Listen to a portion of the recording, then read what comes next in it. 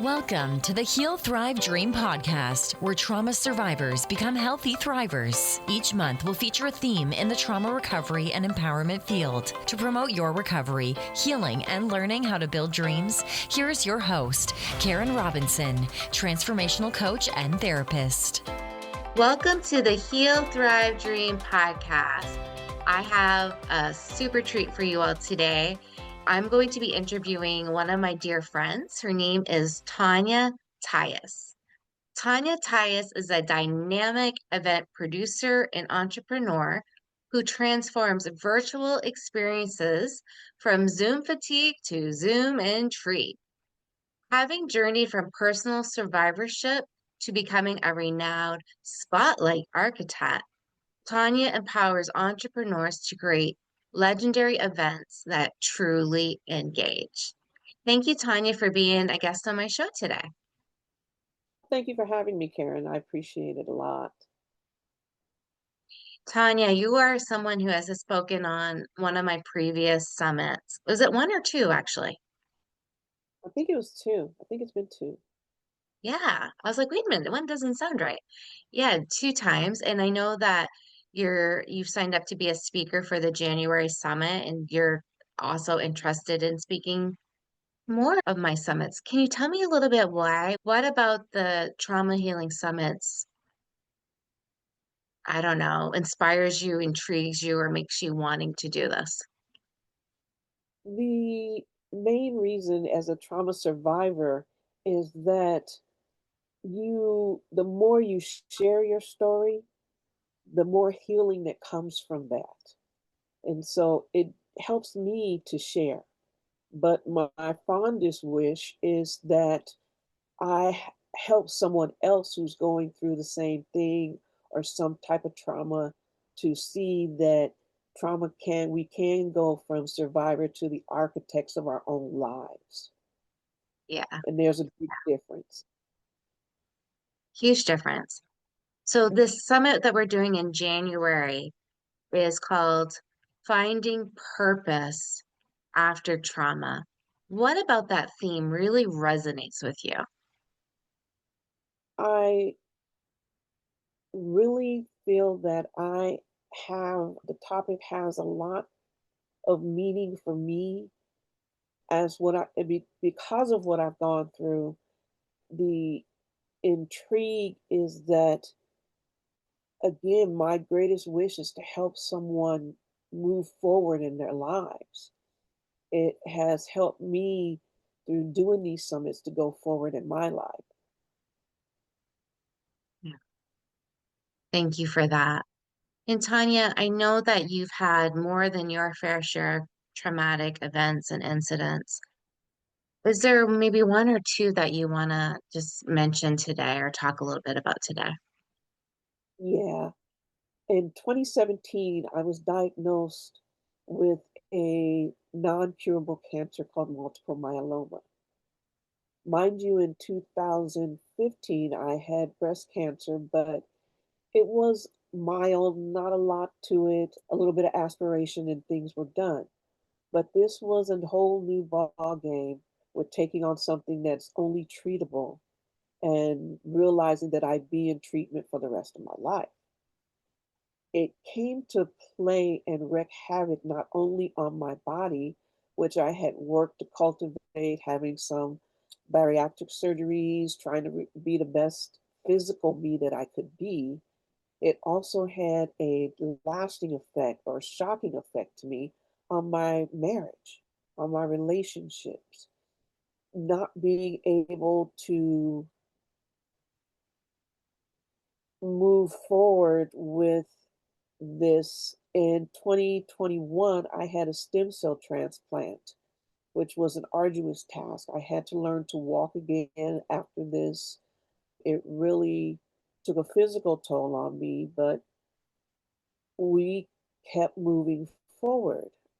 And at the time, my husband was a person that always works. He worked to escape the actual feelings and responsibilities of actually being in a relationship where there is not a lot of what he considered to be intimacy, I considered going to the ice cream store and holding hands as being an intimate type relationship. Due to the stem cell transplant, things had to be put on hold. And you hope when you marry someone that they really believe in the oath that the vow that they take to through thick and thin. And we got through that, but things were fractured. And my mom got sick, and I became her caretaker for all of 2022.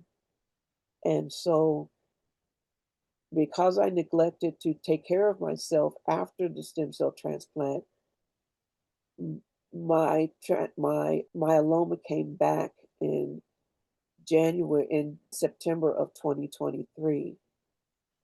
My husband and I had decided to sell our home in 2023 earlier and to go. I was going to Seattle to help my son for a couple of months, and he was going to move in with his sister so we could pay down some bills and come back together in 3 months and do a clean up our credit so that we could purchase another a condo, something smaller or something more retirement orientated. And then I called to tell him that the doctor said that the in September that the cancer was back. He called me 2 days later to tell me that he wasn't in love with me anymore. It felt like a punch in the stomach. Yeah. I am not one to be speechless, but I was. I'm so sorry that happened. Like the timing, right? Yeah, exactly. Whereas I felt like I had supported him through so many things. Him having alcoholism, him being a person with a mental retardation IQ level, not being able to read, burden of a lot of the things in the relationship were on my shoulders. But he always took care of the financial part. So for me, it was a trade off, a team type activity that I always felt that we would be this team. But as I look at it now, there were signs all along the way that he was a cheater, that he was not happy.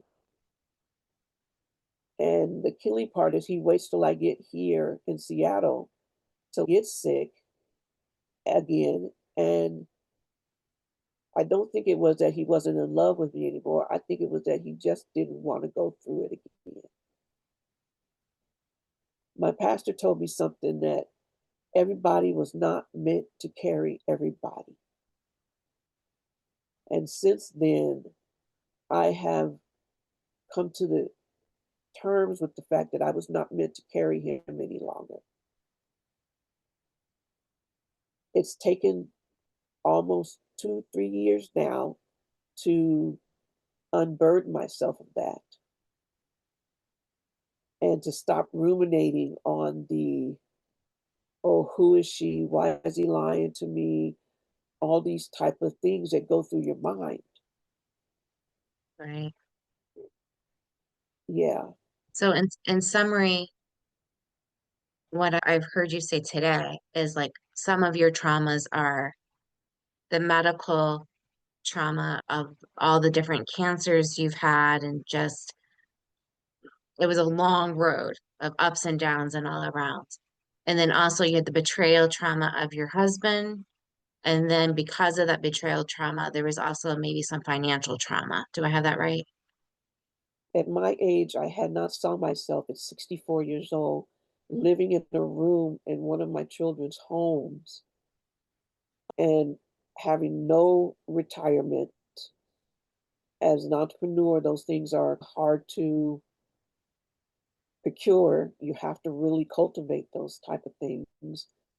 But the security of always being financially secure was one of the reasons I got married, to be perfectly honest.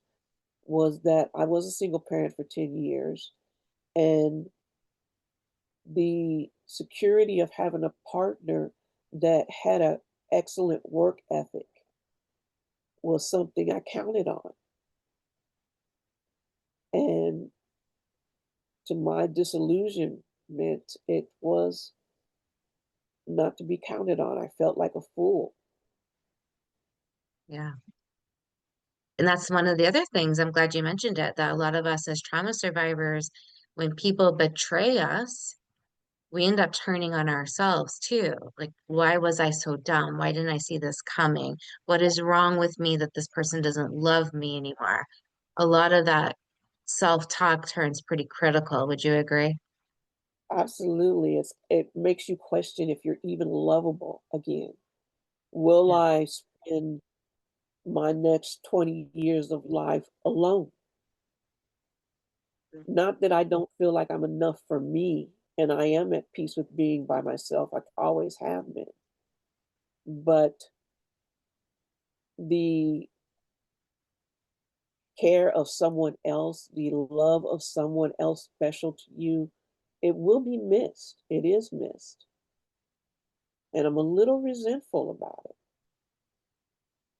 because With I good reason. before Yeah.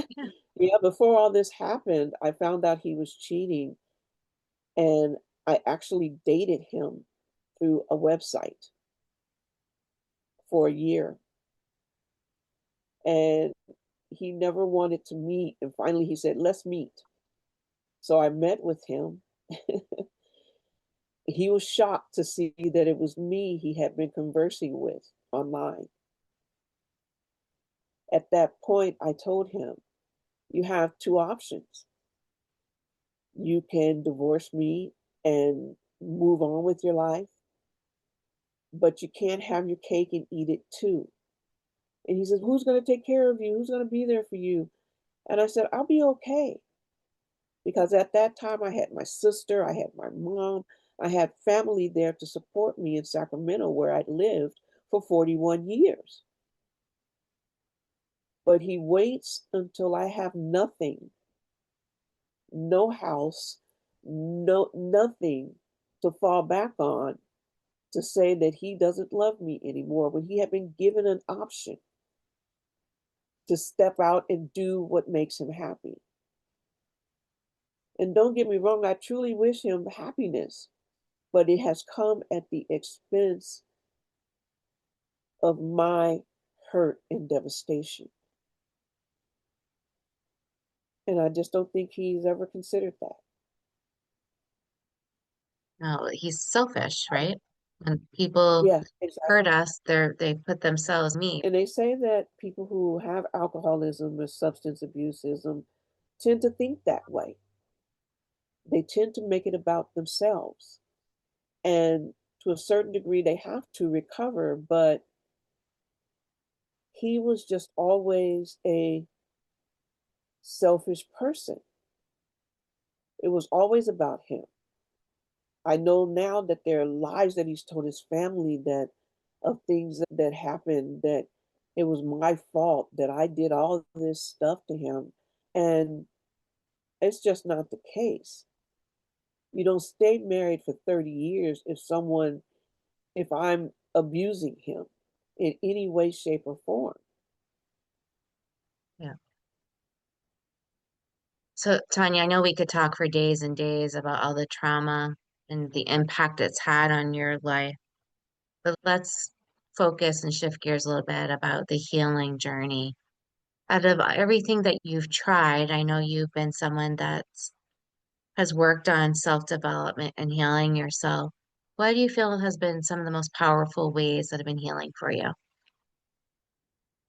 It's been healing for me to shift from survivor mode back to my business, a woman who can build a business, host events, lead teams, and show up for others. Yet I was still quietly wondering, why did starting my business feel so heavy? And it was because I was still in survivor mode. Since then, I've worked to become an architect of my life, to how do I say, start to show up from in my business again, to not just throw something together, but to do it with intention, with intent, to make a plan, to get back out there and give ladies a stage to teach what they know and promote women speakers. As we know, there are just not a lot of us women speakers out there.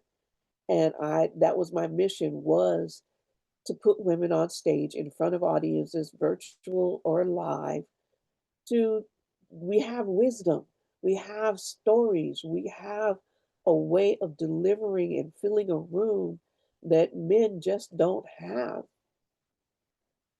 And so that's what's brought me back, was to remember my purpose, was to discover that purpose. Why am I doing this? Why does this get me up in the morning? Well, can you answer that a little bit? Just give a little bit of a teaser. Like, what's part of your purpose?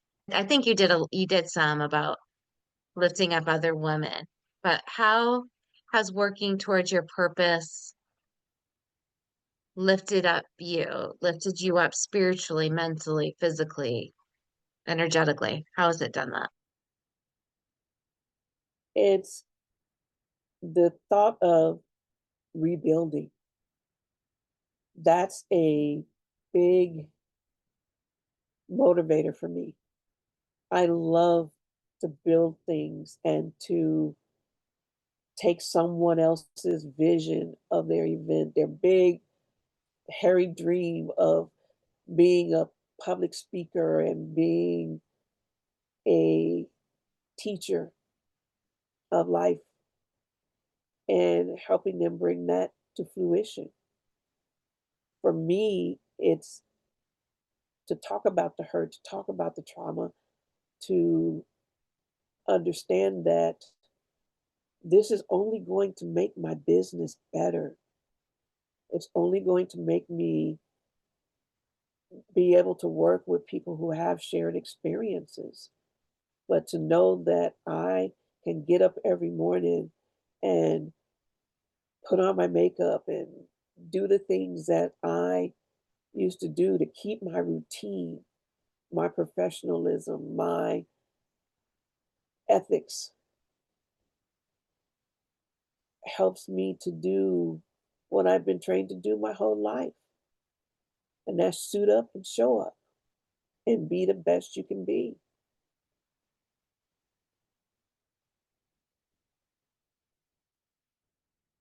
That that was so inspiring to listen to you say all that. It's such a joy talking to you and working with you and collaborating on projects together. What's next for you in your journey from healing from your trauma and working on your business? What are your dreams? Like, what's next for you? My dream is to host a retreat that is not only teaching people how to host events, teaching them how to take those creative ideas and turn them into their own dreams, but I dream that I can I want to host a retreat in Greece, a retreat in Italy.